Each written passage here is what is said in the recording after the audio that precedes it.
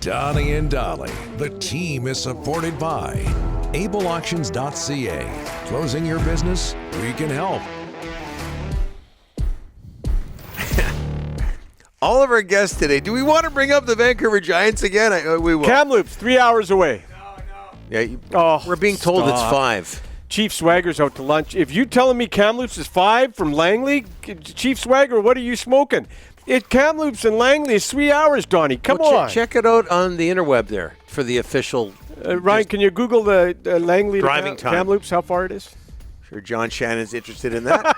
Well, you know what? John's from the interior, so he probably would know. He would know. So here we go. There we go. Well, John's standing by here. John will want to know this. Yeah, Kamloops to Langley to Kamloops. Not Vancouver to Kamloops. No, this is Langley. from the Langley Event Center to Kamloops, British Show Columbia. it. Okay? Via Highway 1. 4 hours, 37 minutes. Oh. You're way off. And this is not even taking into account the weather. The weather. Is that winter or summer? That's right now. Spring? If you did it right now. Yeah, there's snow on the Coquihalla. That's why. But listen, and in the the spring and Coquihalla the as summer, well. it's 3 hours. That's not what we're talking about. The game this weekend. Okay, fine. It is during hockey season, right? Yeah. Traditionally in the winter. Yes. Okay, so winter. I'll give you a winter. Can I read through the read Go, here? Go. All of today's guests, John Shannon, broadcasting veteran, thinking, man, these guys are not going to last long. Today's guest brought to you by... is only 50 minutes.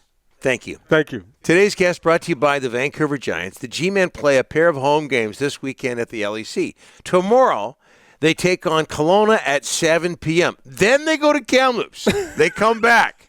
Sunday, they face Seattle at 4, followed by a Save on Foods post-game skate. Grab your tickets for the Giants' final 6 home games at vancouvergiants.com/tickets. Joined now by NHL analyst, co-host of the Bob McCown podcast, John Shannon. John, we have about a minute left for this segment. Sorry about that.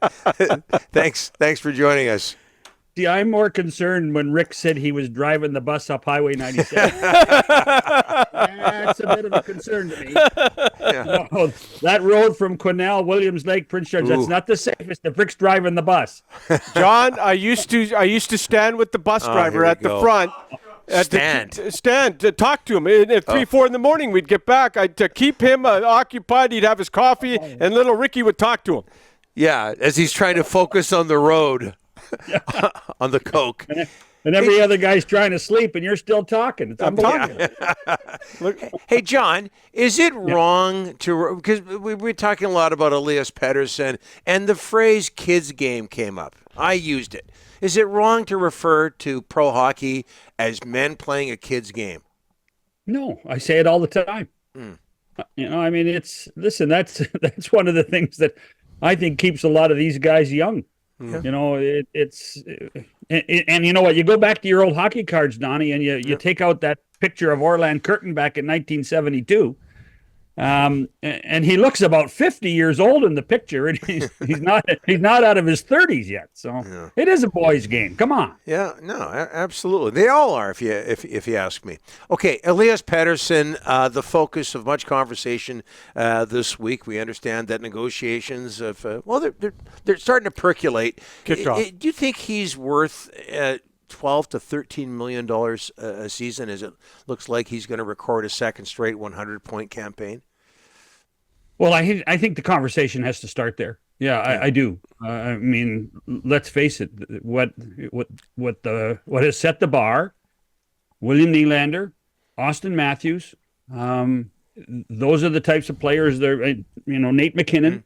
And the question you have to ask is Pettersson in a conversation with those players? Now, is he Austin Matthews? No, he's not. Is he Nate McKinnon? No, he's not. But is he William Nylander? Yeah, he might be. Yeah. And Williams at almost 12. So it has to be in the conversation. It really does. He has been that's the way the business has gone. And let's face it. With everything that has happened with the flat cap, and I'm sure Rick's talked about this, there has to be an adjustment at some point, and it's going to be a shocking adjustment for some players. And those elite players, that top 30 guys in the league are the ones that are going to get all that extra money. It's not going to be the guys in the middle or the guys in the bottom. And Pettersson's one of those guys in the top. Mm-hmm. He talked yesterday, John, Pettersson, about the heat in the market. He's hearing it Canadian market. He actually mentioned that. It's not easy playing in the Canadian market. I talk about it all the time. But it seems like the conversation, the heat got to him in the market. Well, I think that any player or any coach or manager that comes to Canada, the heat is always on. And it is a shock to all of them. To all of them. Yep. At any one time. I mean, it's because it's relentless. There have people that have, and everybody who has had success, in the United States particularly, and goes and comes to Canada when their team comes to Canada and sees all the attention, and they go, "Wow, wouldn't that be cool?" Yeah, it's cool when you come twice a year. Yeah. It isn't cool when you come and live here and you have to play 41 home games and the other 41 are right in your lap on your television. It is a huge challenge. And I say that, I don't say that in a negative sense. It is just a different world than what you would have played in Sweden or played in any other country in Europe or played in the United States. It is just different. Everyone is held so accountable for everything. Yep. Everything, that it makes it a different world. Boy, does it ever. Okay, Gary Bettman of Winnipeg, your thoughts. Was it a scare tactic to get the people of Winnipeg and the businesses to buy more season tickets, yada, yada, yada? What did you make of that? Well, let me put it to you this way. For 5 days in Winnipeg, the Jets got free advertising. Yeah. May not, they were the front page. They were the talk of every radio station in town. They never had to pay a cent. Now, was there a little bit of panic setting in? I think there was a little bit. But what you have to understand, and anybody who hasn't been to Winnipeg in the last 2 or 3 years, the investment that True North has made in downtown Winnipeg is phenomenal. They can't walk away from it. So do I think that yeah, I think it was a little bit contrived. At the same time, season tickets are down.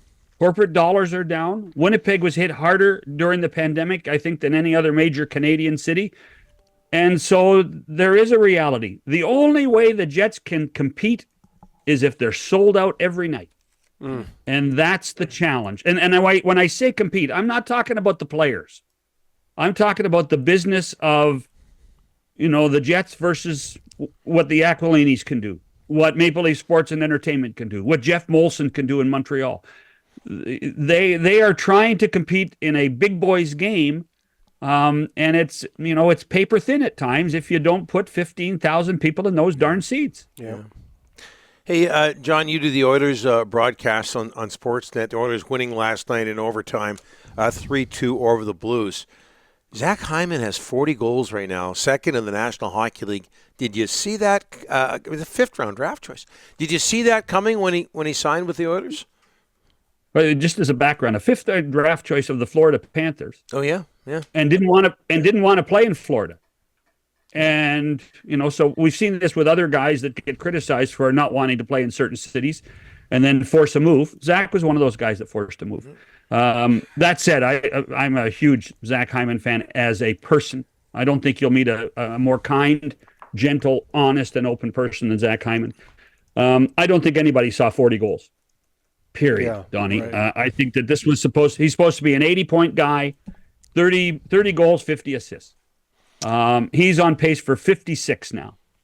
And that's a real bonus for the Oilers. Now, if you do the addition, Connor was in the 60s last year. Connor's not going to get 60 this year. So Connor's goals and Zach's goals between the 2 years kind of balance out a little bit. But Hyman's value to this team, I would say this. Connor's going to be the MVP of the Edmonton Oilers any day he wants to be. But if we had to pick anybody but Connor, an ABC, I'd pick Zach Hyman over Leon Draisaitl. Yeah, wow. What's the driving distance between Langley and your hometown of Oliver on a decent day? 4 hours and 38 minutes, okay? and now that they've made the whole Princeton 2 lanes both ways, it's a nice little drive. Absolutely. That's on a nice day. Hey, we went longer than a minute, John, so that's the positive news here. No, No problem. Listen, if we can solve Toigo's bus problems, I'm happy. Yeah, he needs the help. Maybe he will give me a couple of certificates for White Spot at some point. I doubt it, but at some point. No, he gives them all to Dollywall. John, I got a few. You're on a luck. He needs them for the bus ride. The bus driver. That's it. Thanks, John.